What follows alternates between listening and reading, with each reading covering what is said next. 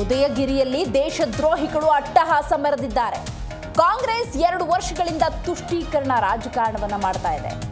ಕಾಂಗ್ರೆಸ್ ಆಡಳಿತ ನೋಡಿದ್ರೆ ನಿಜಾಮರ ಆಡಳಿತ ನೆನಪಾಗ್ತಾ ಇದೆ. 2 ವರ್ಷಗಳಿಂದ ತುಷ್ಟೀಕರಣ ರಾಜಕಾರಣವನ್ನ ಈ ಕಾಂಗ್ರೆಸ್ ಮಾಡ್ತಾ ಇದೆ ಅಂತ ಮೈಸೂರಿಗೆ ತೆರಳುವ ಸಂದರ್ಭದಲ್ಲಿ ಬಿವೈ ವಿಜಯೇಂದ್ರ ಕಾಂಗ್ರೆಸ್ ಕುರಿತಂತೆ ತಮ್ಮ ಅಸಮಾಧಾನವನ್ನ ಹೊರಹಾಕಿದ್ದಾರೆ. ಪೊಲೀಸರಿಗೂ ಸ್ವಾತಂತ್ರ್ಯ ಇಲ್ಲ, ಪೊಲೀಸರು ಒಂದು ರೀತಿ ಅಸಹಾಯಕರಾಗ್ಬಿಟ್ಟಿದ್ದಾರೆ. ಗೃಹ ಸಚಿವರೇ ರಾಜೀನಾಮೆ ಬಗ್ಗೆ ಹೇಳಿ ಅಸಹಾಯಕತೆಯನ್ನು ವ್ಯಕ್ತಪಡಿಸಿದ್ದಾರೆ ಅಂತ ಸರ್ಕಾರದ ಪರಿಸ್ಥಿತಿಯ ಅನಾವರಣವನ್ನು ಮಾಡಿದ್ದಾರೆ ಬಿವೈ ವಿಜಯೇಂದ್ರ.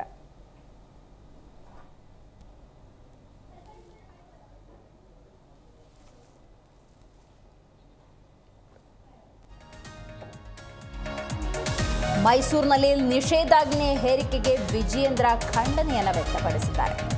ಹೌದು, ಸಿಟಿ ಕಮಿಷನರ್ ಈಗಾಗಲೇ ಮೈಸೂರಿನಲ್ಲಿ ಜನಾಂದೋಲನ ಜಾಥಾ ಏನು ನಡೆಯುತ್ತೆ, ಯಾವುದೇ ರೀತಿಯ ಅಹಿತಕರ ಘಟನೆಗಳು ಜರುಗಬಾರದು ಅನ್ನುವಂಥ ದೃಷ್ಟಿಯಿಂದ ಮುನ್ನೆಚ್ಚರಿಕಾ ಕ್ರಮಗಳನ್ನು ತೆಗೆದುಕೊಳ್ತಿದ್ದಾರೆ. ಅಂತೆಯೇ ನಿಷೇಧಾಜ್ಞೆಯನ್ನು ಜಾರಿಗೊಳಿಸಿದ್ದಾರೆ.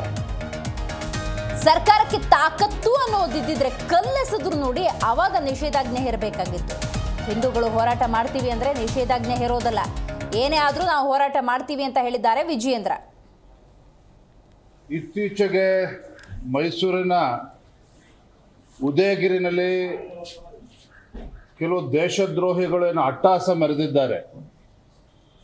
ಇದರ ವಿರುದ್ಧ ರಾಷ್ಟ್ರ ಸುರಕ್ಷಾ ಜನಾಂದೋಲನ ಸಮಿತಿ ಬೃಹತ್ ಹೋರಾಟವನ್ನು ಇವತ್ತು ಮೈಸೂರಿನಲ್ಲಿ ಹಮ್ಮಿಕೊಂಡಿದ್ದಾರೆ. ಎಲ್ಲ ಹಿಂದೂಪರ ಸಂಘಟನೆಗಳು ಕೂಡ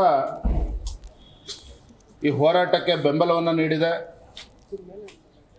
ಸಾವಿರಾರು ಸಂಖ್ಯೆಯಲ್ಲಿ ಇವತ್ತು ಮೈಸೂರಿನ ಈ ಪ್ರತಿಭಟನೆಯಲ್ಲಿ ಭಾಗವಹಿಸ್ತಾ ಇದ್ದಾರೆ. ನೋಡಿ, ದುರಂತ ಅಥವಾ ವಿಪರ್ಯಾಸ ಅಂತ ಹೇಳಿದ್ರೆ ರಾಜ್ಯದಲ್ಲಿನ ಕಾಂಗ್ರೆಸ್ ಸರ್ಕಾರದ ಆಡಳಿತ ವೈಖರಿಯನ್ನು ಗಮನಿಸ್ತಾ ಇದ್ರೆ ರಾಜ್ಯದ ಕಾಂಗ್ರೆಸ್ ಸರ್ಕಾರದ ಅಲ್ಪಸಂಖ್ಯಾತ ತುಷ್ಟೀಕರಣದ ಒಂದು ರಾಜಕಾರಣ ಏನು ನಾವು ಗಮನಿಸ್ತಾ ಇದ್ದೇವೆ ಕಳೆದ 2 ವರ್ಷದಿಂದ. ಎಲ್ಲೋ ಒಂದು ಕಡೆ ನಿಜಾಮರ ಆಡಳಿತ ನೆನಪಾಗ್ತಾ ಇದೆ. ಏನೋ ರಜಾಕೆಗಳ ಅಟ್ಟಹಾಸದಿಂದ ಮೆರೀತಾ ಇದ್ರು, ಆ ದಿನಗಳು ಇವತ್ತು ಮರುಕಳಿಸ್ತಾ ಇದೆಯೇನೋ ಅನ್ನುವ ಭಾವನೆ ಹಿಂದೂ ಕಾರ್ಯಕರ್ತರಲ್ಲಿ ಸಮಾಜದಲ್ಲಿ ಇವತ್ತು ಮೂಡ್ತಾ ಇರ್ತಕ್ಕಂಥದ್ದು ಸತ್ಯ. ಹಾಗಾಗಿ ಯಾವ ರಾಜ್ಯದಲ್ಲಿ ಪೊಲೀಸರಿಗೆ ಸುರಕ್ಷತೆ ಇವತ್ತು ಕಾಡ್ತಾ ಇದೆಯೋ, ಪೊಲೀಸರಿಗೆ ರಕ್ಷಣೆ ಇಲ್ಲ ಇವತ್ತು ನಮ್ಮ ರಾಜ್ಯದಲ್ಲಿ.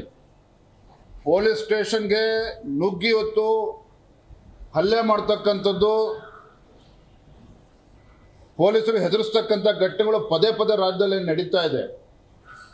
ರಾಜ್ಯ ಸರ್ಕಾರ ಕೈ ಕಟ್ಕೊಂಡು ಕೂತಿರ್ತಕ್ಕಂಥದ್ದು ಒಂದು ಕಡೆ, ಮತ್ತೊಂದು ಕಡೆ ಸ್ವತಃ ಗೃಹ ಸಚಿವರು ಹೇಳ್ತಾರೆ, ಅಸಹಾಯಕರಾಗಿ ಹೇಳ್ತಾರೆ, ರಾಜೀನಾಮೆ ಕೊಡಬೇಕಾಗ್ತದೆ ಅನ್ನೋ ಮಾತನ್ನು ಕೂಡ ಅವರು ಆಡಿದ್ದಾರೆ.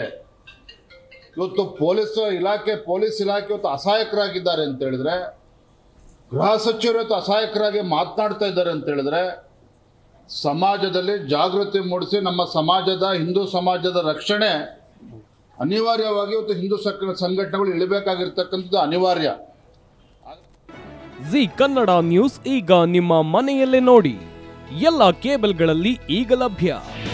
ನಿಮ್ಮ ನೆಚ್ಚಿನ ಜಿ ಕನ್ನಡ ನ್ಯೂಸ್ ಈಗ ಸನ್ ಡೈರೆಕ್ಟ್ ನಲ್ಲಿ number 292, Tata play number 1664, Jio TV number 1334, NXT digital number 30, in cable number 30, city networks 51, U digital number 162, GTPL number 17, Rockline telecommunications number 42, Shri Basaveshwara cable number 168, rural cable network 60, Vinayaka digital 57, Abhishek cable 821, city channel 53, Siddeshwara cable network 57, V4 digital Infotech 628, Surya digital networks 53, Gajanan digital number 836, Malnad Infotech private limited number